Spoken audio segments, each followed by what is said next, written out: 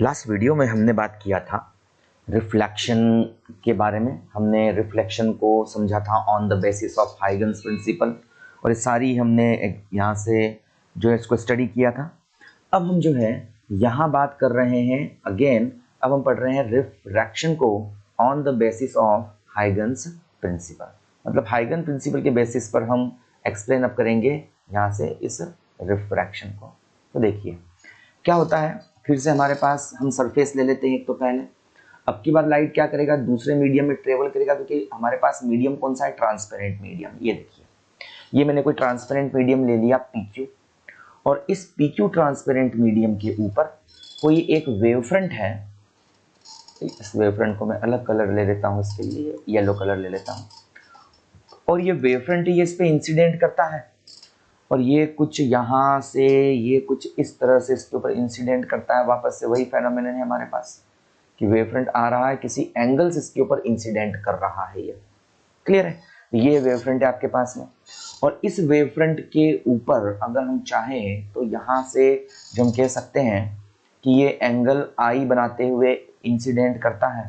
अब वही कंसेप्ट कि हम वेव फ्रंट पर अगर परपेंडिकुलर लाइंस ड्रॉ कर दें, अगर हम वेव फ्रंट पर परपेंडिकुलर लाइंस ड्रॉ कर दें, किसको शो करती हैं, तो ये शो करती हैं आपकी जो है रे बनती है, और ये रे जो है ये शो करती हैं आपकी जो है यहाँ से, इसको थोड़ा सा ऊपर की तरफ हम मूव कर देते हैं। ये देखिए, ये परपेंडिकुलर लाइन होती है, और ये परपेंडिकुलर लाइन शो करती है किसको, ये शो करती है हमारे पास में कि ये एक रे है। ठीक है। सिमिलरली एक और परपेंडिकुलर लाइन हम यहाँ ड्रॉ कर सकते हैं। ये हमारे पास परपेंडिकुलर लाइन होगा, और ये परपेंडिकुलर लाइन भी क्या करेगा, इसके ऊपर कुछ इस तरह से ये इंसिडेंट करेगा।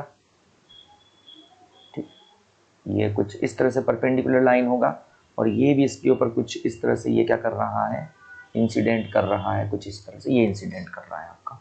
तो ये भी क्या है आपका, ये भी आपका जो है रे ही है। क्लियर है। तो ये दोनों रेज इस पे इंसिडेंट करती हैं। अब हम क्या करते हैं कि बिकॉज हमें रिफ्रैक्शन को प्रूव करना है, तो पहले मीडियम में, इस मीडियम में ये स्पीड का, लाइट का जो स्पीड होता है ये v1 स्पीड होता है। ये v1 स्पीड से लाइट चलते हुए आता है। ठीक है। और हम यहाँ पर फिर से अगर नॉर्मल ड्रॉ करना चाहें तो दो नॉर्मल को हम यहाँ पर ड्रॉ कर सकते हैं। एक नॉर्मल रहेगा आपका कुछ इस जगह पर, ये नॉर्मल बनेगा बिल्कुल यहाँ से ऐसे, ये हमारे पास नॉर्मल है इसके ऊपर इस सरफेस पे, और सेकंड नॉर्मल हम इस सरफेस पे ले सकते हैं। सेकंड नॉर्मल बन जाएगा हमारे पास ये वाला, और ये रहेगा कुछ इस तरह से इस सरफेस के ऊपर। ये भी क्या हमारे पास नॉर्मल है, तो ये भी हमारे पास नॉर्मल, ये सेकंड सरफेस पर नॉर्मल खींच दिया। तो इस तरह से हमारे पास क्या हो जाती है, ये दो चीज़ें यहाँ पर बन जाती है। v1 और v2 वेलोसिटी से आती है, दो नॉर्मल से हमारे पास, एक नॉर्मल ये रहा mn, और दूसरा नॉर्मल हमारे पास रहा है m डैश m डैश। चलिए अब क्या होगा कि जैसे ही ये रे v1 वेलोसिटी से चल करके इस सरफेस पे इंसिडेंट करती है, तो a पॉइंट सबसे पहले आता है, b पॉइंट जो होता है यहाँ का ये सबसे बाद में इस पे इंसिडेंट होता है। मतलब जैसे ही a यहाँ पहुँचता है तो क्या होता है, इसका रिफ्रैक्शन होने लगता है, और सेकेंड मीडियम में नया वेव फ्रंट बनने लगता है। अगर हम इस रे का बात करें तो ये रे आती है, और जब ये टुवर्ड्स टू, जब ये डेंसर मीडियम लिया है मैंने, डेंसर ये मीडियम मैंने ऊपर वाला जिसमें स्पीड v1 है, ये स्पीड मैंने v1 वाला क्या लिया, रेयर मीडियम लिया है, और ये डेंसर मीडियम लिया है। मतलब ये माध्यम मैंने सघन लिया है, और जो ये वाला माध्यम है इसको लिया है मैंने विरल यहाँ से लिया है। तो ये v1 स्पीड से तो आता है, a पॉइंट पे इंसिडेंट करता है, और इसके बाद क्या कर जाता है, ये दूसरे मीडियम में जो है झुक जाता है, दूसरे मीडियम में क्या कर जाता है, ये चला जाता है। तो दूसरे मीडियम में कुछ इस तरह से जो है यहाँ पर जो है बेंट हो जाएगा, इस तरह से ये चला जाएगा, और because of speed of light change हो जाता है, इसीलिए टुवर्ड्स टू नॉर्मल क्या हो जाता है, ये बेंट हो जाता है कुछ इस तरह से, ये ऐसे। क्लियर है।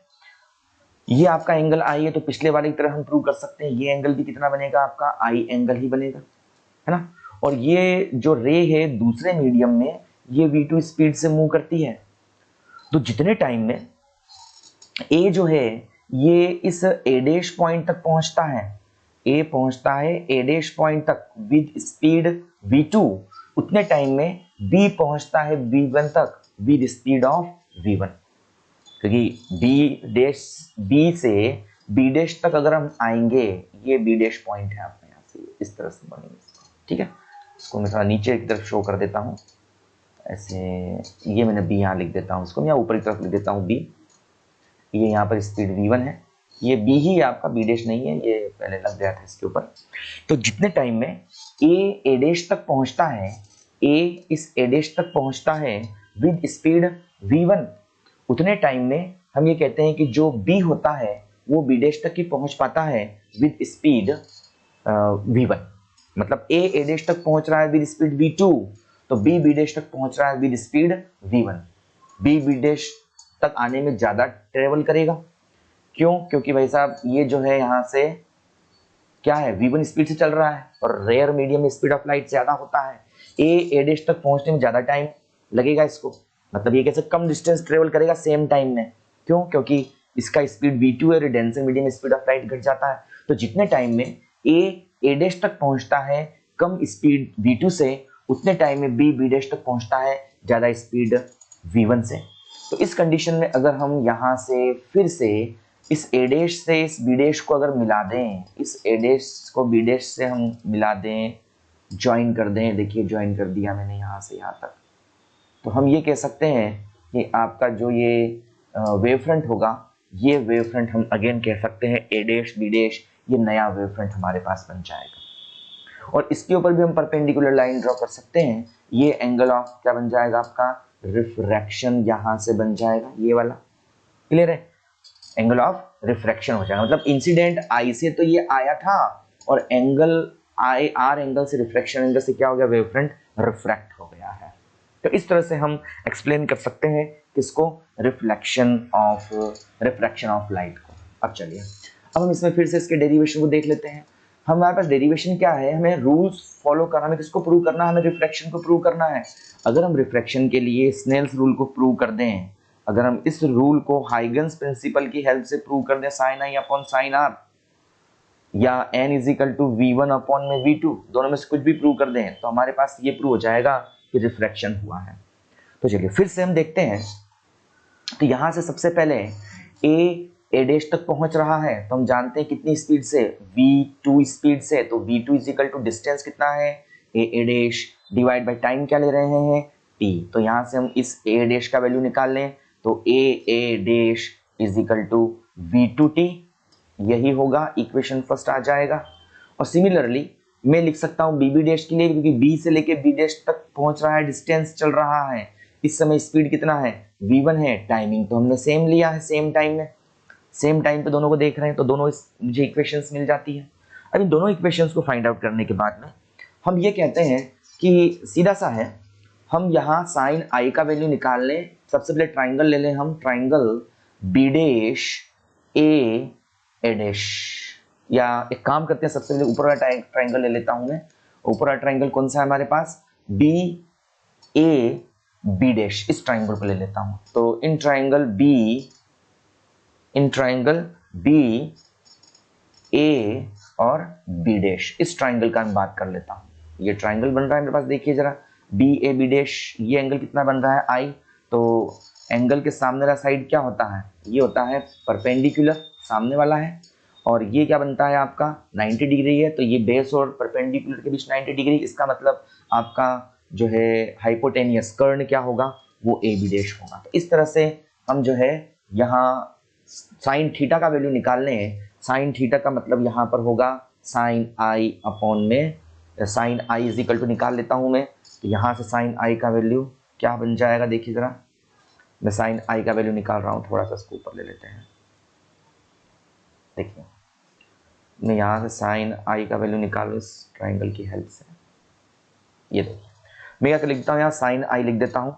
तो sine i is equal to कितना बन जाएगा, परपेंडिकुलर मतलब बी डैश और डिवाइड बाय हाइपोटेनियस, हाइपोटेनियस कितना है हमारे पास, ए बी डैश है, क्लियर है, इक्वेशन थर्ड आ जाती है। सिमिलरली हमारे पास दूसरा ट्राइंगल बन रहा है, इन ट्राइंगल, दूसरा ट्राइंगल ए बी डैश और ए डैश, जो नीचे वाला ट्राइंगल है वो, उस ट्राइंगल में फिर से हम साइन आर का वैल्यू निकाल लें। तो sine r is equal to कितना बन जाएगा, ये बन जाएगा परपेंडिकुलर मतलब A A dash divide by hypotenuse मतलब अगेन वो ए बी डैश ही तो होगा। इक्वेशन नंबर 4 हमारे पास आ जाता है। दोनों इक्वेशन को एक दूसरे से डिवाइड कर देते हैं तो sine i divide by sine r that's is equal to sine i बन जाता है बी बी डैश अपॉन में ए बी डैश, ये बन जाता है हमारे पास डिवाइड बाय साइन आर जो बन जाता है ये ए डैश हो जाता है divide by A B dash यहाँ पर बन जाता है। ए बी डैश से आपका ए बी डैश कैंसिल हो जाता है पहली चीज, और मैं इसको इधर लिख रहा हूँ इस साइड में। हम क्या करते हैं कि sine i upon sine r ये हमारे पास तो है ही सही, साइन आई अपॉन में साइन आर, और ये क्या बन जाता है बी बी डैश का वैल्यू है हमारे पास बी बी डैश v1t है, और ए डैश क्या है हमारे पास ये v2t है। इस t से ये t भी क्या हो जाता है कैंसिल हो जाता है, तो हम लिख सकते हैं n sine i upon sine r क्या हो जाता है n हो जाता है रिफ्रैक्टिव इंडेक्स, और ये बन जाता है v1 डिवाइड बाय v2, और यही तो लॉ ऑफ रिफ्लेक्शन है रिफ्रैक्शन है। तो इस रिफ्रैक्शन के लॉ से हम इजीली जो है हाइगन्स प्रिंसिपल की हेल्प से रिफ्लेक्शन को प्रूव कर सकते हैं। क्लियर है? तो इस तरह से हमारे पास में यहाँ हाइगन्स से दोनों प्रिंसिपल हमने प्रूव कर दिए हैं। नेक्स्ट वीडियो में हम जो है आगे बात करेंगे कुछ स्पेशल फेनोमेनन्स जैसे इंटरफेरेंस है, डिफ्रैक्शन है, पोलराइजेशन है, उसके बारे में हम डिस्कस करेंगे।